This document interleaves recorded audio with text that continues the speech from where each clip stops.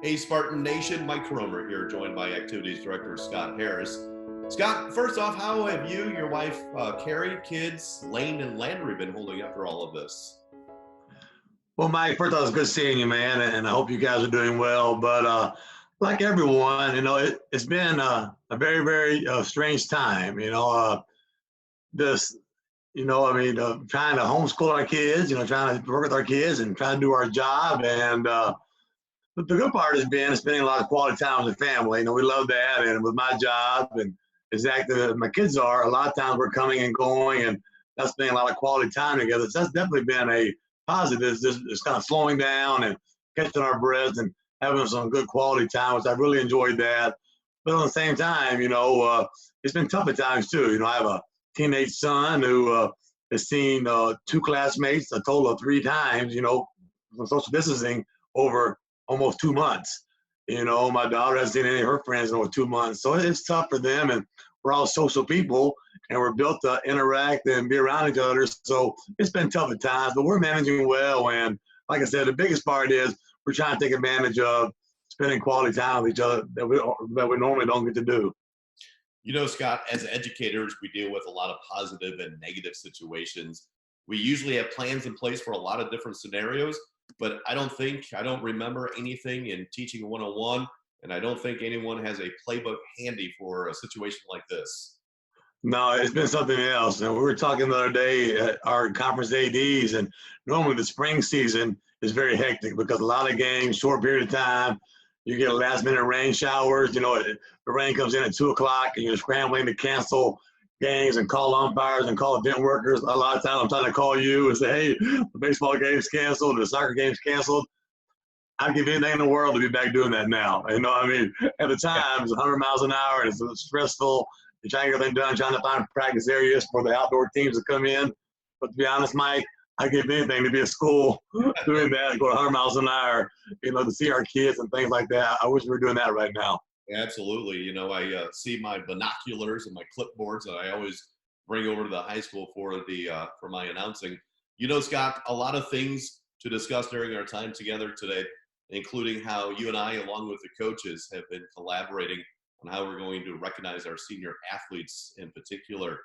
On the other end of high school, though, are those freshmen like Lane, who got in their fall and winter sports, and I'm sure they were looking forward to representing Howell Central for the first time in the spring. Yeah, and that's this is the hardest part because, especially my job is I love when kids are attached to school. I want every kid in our school to be a part of a club, a sport, an activity, just because it enriches their high school experience. And to see how hard these spring athletes have worked all winter, I think I tweeted out one day, I'm going to mention, I walk on the hallway and see soccer girls. They've been training, running the hallways and working out since November or whatever, and so many of our teams are gearing up for special runs. I mentioned the soccer, but you cover a lot for us. They went to the Final Four last year, and they returned a lot of that team, and their goal was to get back there. Their goal was to contend for a state title this year. We have a lot of seniors who've been playing varsity since they were freshmen and have won a lot of games, and then look at boys volleyball, who was in the state quarterfinals last year. They bring a lot of people back. They bring lacrosse. Their JV team was state champs last year, and they bring a lot of people back. And our individual sports, baseball is geared up for a nice run. They got some nice arms. So part of it is, what might have been, for a lot of the kids. But more than anything, more than that, it's just we had 250 kids playing spring sports. And now those 250 kids don't get to participate and don't get to play. And those seniors, especially, that we're going to talk about here in a minute, those seniors really never get this year back because 98% of our kids will never play at the next level, and so those kids never going to play again. They'll never get to put a uniform on again. They'll never get to represent Howell Central again. And that's what I hurt the most about it because I think back to my last game in high school and what that meant to me and my 13 years now as an AD and then before that 10 years coaching. It's something special wearing your school uniform and competing for your school. And when it's over, a part of your life is over for you, for your parents, for your family. And so many of our kids did not get to experience that this year. And I hate that for them. Absolutely. And you mentioned Eddie Mulholland last year with the girls soccer team. Eddie Mulholland in his first year as a coach, what a special thing for him. And to not be able to come back and make that other deep run of the state playoffs. got to be a letdown. I mean, this whole situation was a letdown for everybody, but for somebody like Eddie, and then when he sent me the information for the seniors, I had forgotten that they had a ton of returning seniors this year, which makes for a great recipe for a deep run in the state playoffs. Well, without a doubt, I think 7 starters maybe were back from a Final Four team, and I mean, I could be off my number, but I think 5 or 6 of those seniors have been playing varsity since their freshman year. They've been in multiple state quarterfinals. They've been in Final Fours, and really, it was their goal, the players' goals, was to get to the Final Four, contend for a state title.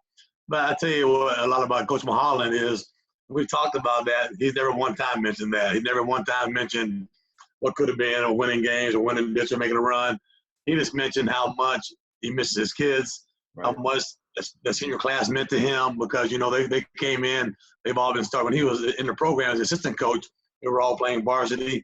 And then last year when he took over as head coach, they all bought in. Cause you never know what's going to happen when you have a change of coaches, but they all bought in. They were great leaders. So more than anything, it says a lot about Coach Mulholland. It says a lot about that senior class. He's just mentioned to me about how much he's going to miss them and how much he's disappointed that he did not get to coach them for a season, because they worked hard. And they were in the weight room at 6 a.m. every day.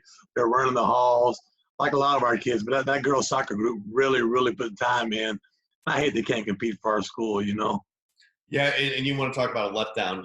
We talk about Eddie Mulholland in his second season this year. Well, would have been his second season. You look at a guy like Ray Howard in his final season. What can you say about him, who's a baseball lifer? Yeah, you're exactly right, Mike. And then that hurt. Of all the things that hurt, that might be what I hate the most, to be honest, because Coach Howard came back. He knew it was going to be his last year teaching. He announced his retirement over the winter. It was going to be last year teaching. He got a couple of grandbabies at home now, and his son's still playing professional baseball. Good opportunity for him. He's going to coach one more year, and he's set up to go out with a good team. Had a lot of returning players back, some real good pitching. Pitching is such an important part of baseball.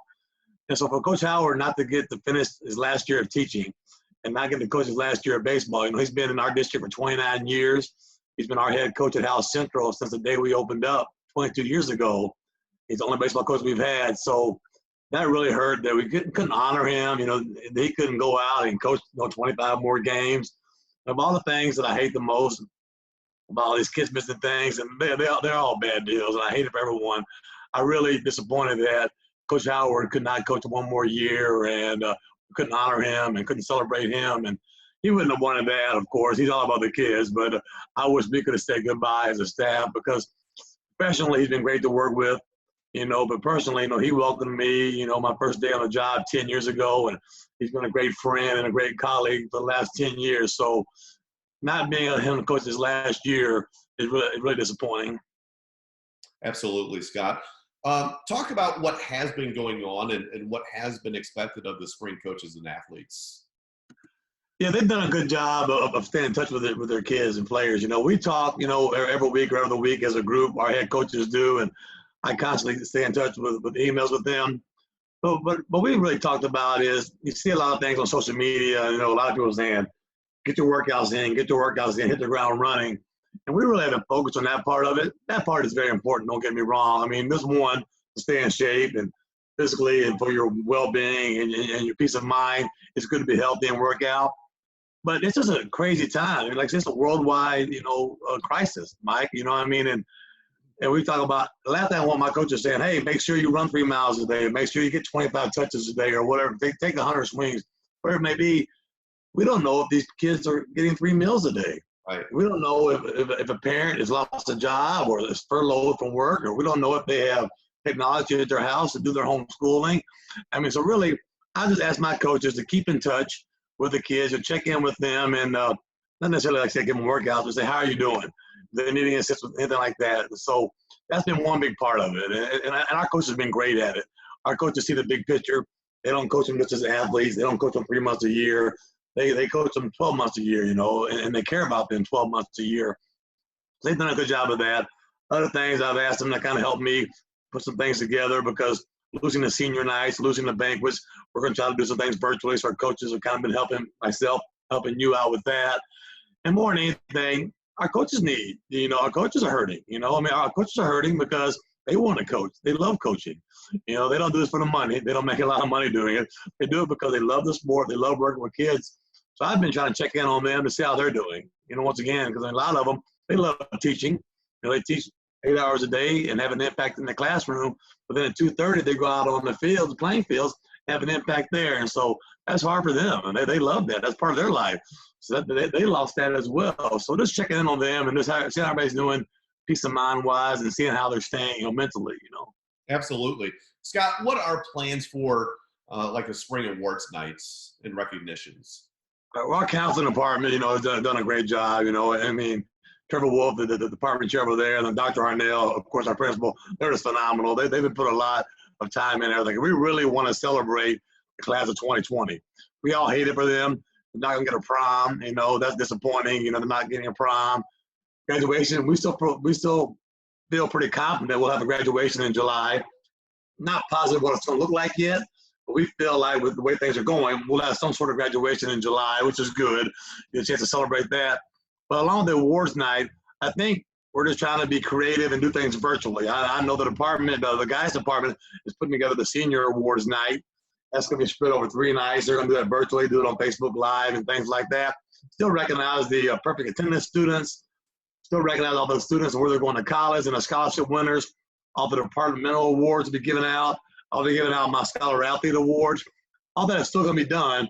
That's going to be done virtually.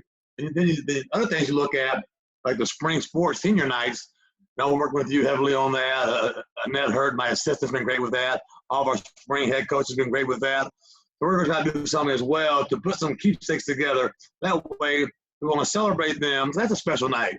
You know, get on that senior night medal and reading that bio and letting them thank their family members and thank their coaches. That's an important part of, you know, celebrating your 4 years as a Spartan student athlete. And we really want to do that to the best we can, because that's a big night for the student, a big night for the family. And we want to make sure we honor them and celebrate them the best we can. So we've got some virtual senior nights set up for those as well. And lastly, we have our third and final National Letter of Intent signing ceremony. We're putting things together there because a lot of our athletes who have recently committed to colleges, recently signed at colleges to go play at the next level, continue their athletics and academic career. We're going to honor them. And the last thing we'll do is our 4th annual commitment and service to our country signing day.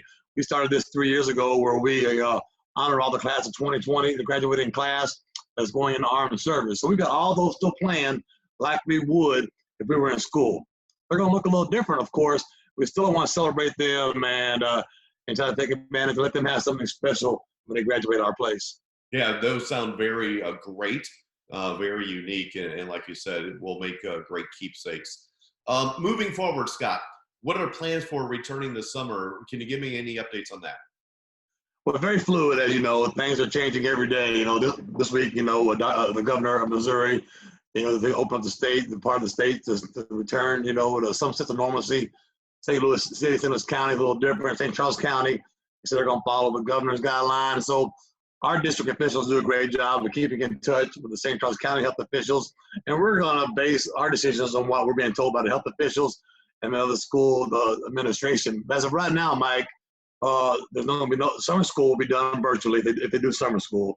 So by not bringing kids on the campus for summer school, they didn't feel it would be safe and right to bring them on for athletic camps and things like that for right now.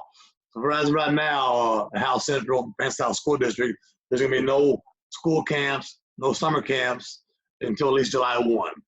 You know, so technically the last day of school, I think, is May 19th virtually, you know, and but then the end of May, all of June, there'll not be any organized school activities, no school camps or anything until July 1. I met last week with all our head coaches, and we laid out a schedule of what we could do from July 1 until school starts. The school's going to start August 24th, statewide, later next year. Fall sports are still scheduled to start on August 10th. But basically, from July 1 to August 10th, we're trying to put things together where we can maximize our students getting back to in the swing of things. But I would love to, ideally, our kids have stayed in shape and stayed, you know, healthy mentally and physically. But chances are some haven't or whatever, you know. So we're going to use July and half of August, just, you know, with camps and strength training and sports-specific camps, hopefully to get ready for the fall sports and then the winter and spring sports. At this time, most of our youth camps have been canceled.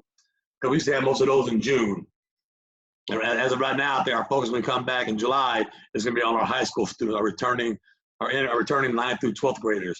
There still might be a sport or two that has a youth camp in July. We'll communicate that out once it's finalized. But right now, that's kind of the plan, is to hit the ground running in July. But that being said, I told our coaches, people have been, quarantined for 2 months. It might be 2.5 months time to get out of it. They've got family members they haven't seen. They've got grandparents they haven't seen. And they need to do that. I mean, don't get me wrong. I'm competitive as they come. I want our kids playing sports and getting back on the field. I want them to be people. I mean, I want them to see their grandparents they haven't seen in 2 months. Go see people, travel, have vacations. They've been locked up in a house for 2.5 months. I think our number one focus is them just being back to normal. And then, once again, we'll give them every opportunity we can to better themselves and improve themselves as athletes. That'll all start on July 1. Sounds great, Scott. Is there anything else you wanted to bring up this morning here during our time together? No, I just want to tell, all of our students and coaches that how much we miss them. I mean, I'm a very social person. I love being around people. I love talking to people. I love to watch our kids compete. That's why I feel like I have the best job in the world. It doesn't even feel like a job to me. I mean, I get to be with young adults all day and watch them compete and grow. Because I just want to tell everybody in Spartan Nation, the student athletes, our staff members, our administration, our parents, how much we miss everybody, how much we can't wait to get things back to normal. I mean, we really, it's really a family. We say it all the time, how soon was a family. And a lot of people say that, but it really is. I mean, and you're missing part of your family right now. I love the fact that I get to spend time with Carrie, Land, and Landry, but I also miss my Spartan family. I really do. And so I just want to tell everybody, I hope they're staying safe. I want to thank all the health workers and everybody that's kind of helping us fight this, first responders and medical personnel, everybody that's kind of helping support us. And just tell about I miss them, and I hope we see them soon. And I just want to reassure the class of 2020 and their parents that myself, Dr. Arnell, our administration, we're going to do everything we can to celebrate them like we normally would. Well, Scott, in closing, prom was supposed to be take place this past Friday night. As the parent of a senior myself, I truly appreciate what you, Dr. Arnell, and the rest of the administrative team did on YouTube, dancing to Sweet Caroline. But that was fun. We were talking about, like I said before, these are big things for the kids. It's a big thing for us, too. I look forward to that. I mean, it's a fun night that we get to celebrate and see 1,000 kids dressed up and having fun. And those are nights that we as administrators, I mean, that's why we got to this field. That's why we got in this, career to do that. So it's hard on us. So we got up we got all dressed up in our suits and all that, and try to have some fun with it, and just kind of tell the senior class especially that we miss them and we wish we were going to prom with them. So I know it wasn't important being at a prom, but it was our way of just saying hello and having a little fun with that. Well, I tell you what, Scott, in closing, I can't wait to get back over there to the high school, miss the press box, miss the coaches, and interacting with the kids and the family as well as you. So appreciate your time this morning. Well, thanks, Mike. And thanks for all you do. Like I said, you really make it unique to our school, and we try to give everybody a first-class experience, and you're a big part of that. So thanks for your help with everything. I look forward to seeing you.